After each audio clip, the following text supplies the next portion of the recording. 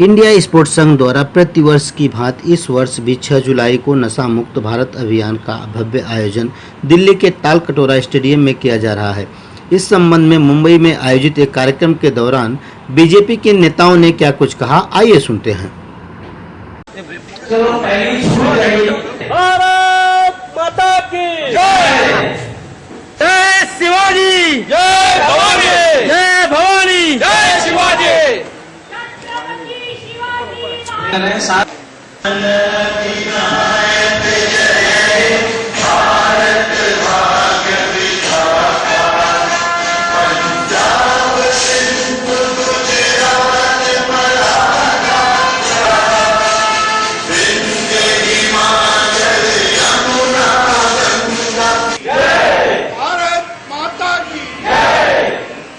के बारे में आपसे जानना चाहेंगे किस प्रकार का दौरा है और क्या जनता को इससे लाभ होने वाला है। देखो, बेसिकली हम भाजपा के लोग, नरेंद्र मोदी जी और आदरणीय फडणवीस जी महाराज में जो काम कर रहे हैं खिलाड़ियों के लिए, युवाओं के लिए, उसके विषय में लोगों से बातचीत करने के लिए मेरा यहाँ आना हुआ है।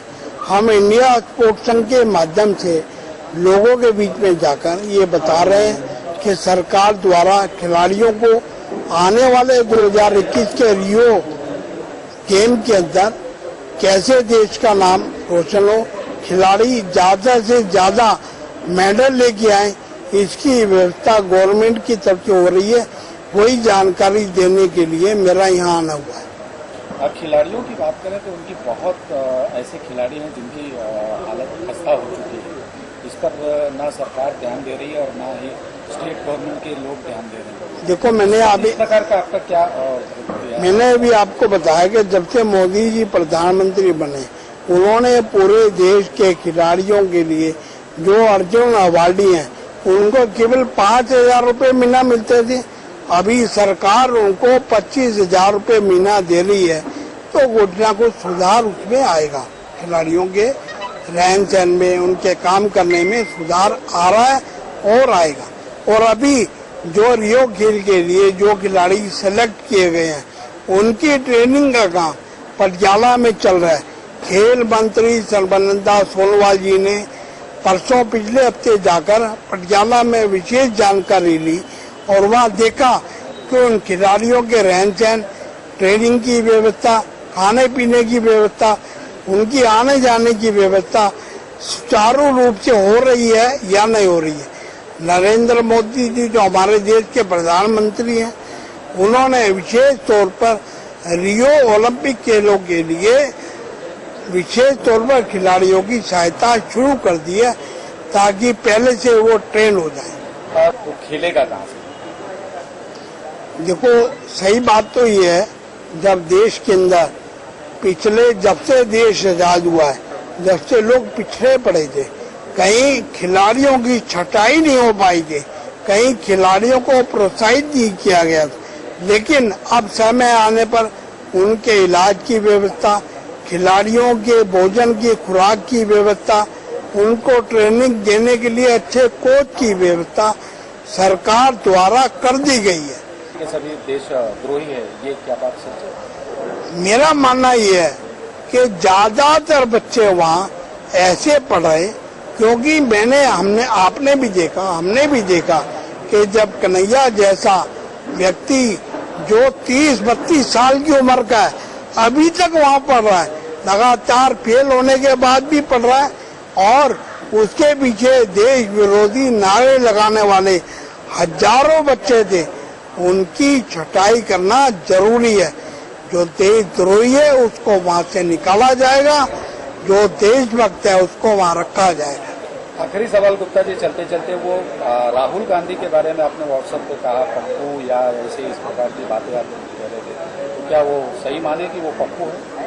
क्या आप देख नहीं रहे, पूरे सोशल मीडिया पे और कई बारी मीडिया पे भी उसको ऐसे कहा जाता है, लेकिन उसके कारनामे भी ऐसे, उसके काम भी ऐसे कि वो। तो आप मानते हैं पप्पू है? मैं ये मानता हूँ कि वो पप्पू भी है और उसके बच्चे काम करना नहीं है। कांग्रेस को भी वो पिछाड़ रहा है, कांग्रेस भी पीछे जाएगी जब तक मुझे लगता है वो लोग रहेंगे जब तक कांग्रेस भी पिछड़ेगी और भाजपा आगे चलेगी। Wish all the best, thank you so much. आदरणीय गुप्ता जी ने मुंबई का दौरा किया, सचमुच लगभग 30-35 मिनट इन्होंने जो बताया, लोग मंत्रमुग्ध होकर के उनको सुन रहे थे। नशा विरोधी और लोग आज देश की जो परिस्थिति है, हमारे देश में प्रधानमंत्री क्या कर रहे हैं, उसका नीचे तक प्रचार होना चाहिए। तरह तरह की योजनाओं इन्होंने बताया। सचमुच ही अगर वो जाता है लोगों के बीच में तो लोग ये महसूस करेंगे कि गुप्ता जी ने जो यहाँ पर आकर के एक बौद्धिक दिया है वो लोगों तक जाएगा। मैं विशेष रूप से प्रयास करूंगा कि चांदीवली विधानसभा में गुप्ता जी ने जो कुछ कहा है, मैं इसको जरूर नीचे तक लोगों को संदेश जरूर दूंगा गुप्ता जी का। और मैं मौके पर आकर के चांदीवली विधानसभा में आपका कार्यक्रम हुआ, इसके लिए मैं इनको बहुत बहुत धन्यवाद दूंगा। हुआ क्या कहना चाहिए, कितनी खुशी हो रही है गुप्ता जी के दौरे से, और कितना लाभ मिलने वाला है जनता को इस बात से? मैं बहुत खुश हूँ जो हमारे राष्ट्रीय अध्यक्ष सुनील गुप्ता जी यहाँ पे पधारे और उन्होंने हमारे यहाँ के लोगों को इतना अच्छा गाइडलाइन किया। जो इंडिया स्पोर्ट के माध्यम से लोग जुड़ने वाले हैं उनको मार्गदर्शन किया। मैं महाराष्ट्र अध्यक्ष के नाते इतना ही कहना चाहूंगी कि ज्यादा से ज्यादा लोग हमारे इंडिया स्पोर्ट से जुड़े और जितना चाहे, मतलब हम बहुत सारे उनको बेनिफिट देने वाले हैं। गुप्ता जी के माध्यम से हम बेनिफिट भी देंगे। सोदी जी, नशा मुक्ति अभियान की बात करें तो किस प्रकार की योजनाएं हैं आपकी महाराष्ट्र में? जी, उसके बारे में तो मैं इतना नहीं बता सकती आप लोगों को, क्योंकि मैं इंडिया स्पोर्ट की प्रेसिडेंट हूँ, तो उसके बारे में बख्शी जी ज्यादा बता सकते हैं। बख्शी जी, गुप्ता जी का मुंबई में दौरा हुआ, कितनी खुशी हो रही है और क्या कहना चाहेंगे उसके विषय? श्री गुप्ता जी ने अपना कीमती समय निकाल कर जो इंडिया स्पोर्ट्स संघ के राष्ट्रीय अध्यक्ष हैं, यहाँ पे सभा को संबोधित किया, नशा मुक्ति के बारे में लोगों को अवगत कराया और यही ये संगठन की एक बड़ी पहल है लोगों के बीच में जागरूकता लाने की।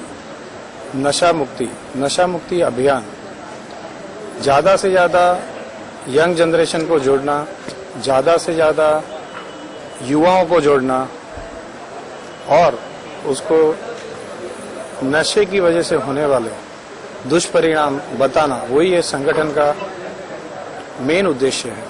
और सुनील गुप्ता जी खास करके इसके लिए काफी सब जगह पे जाके हर एक जगह पे भारत में दौरा करके सबको अवगत करा रहे हैं अपने टीम के द्वारा। कहते हैं मौका भी है, दस्तूर भी है, आज आपको मुंबई अध्यक्ष बनाया।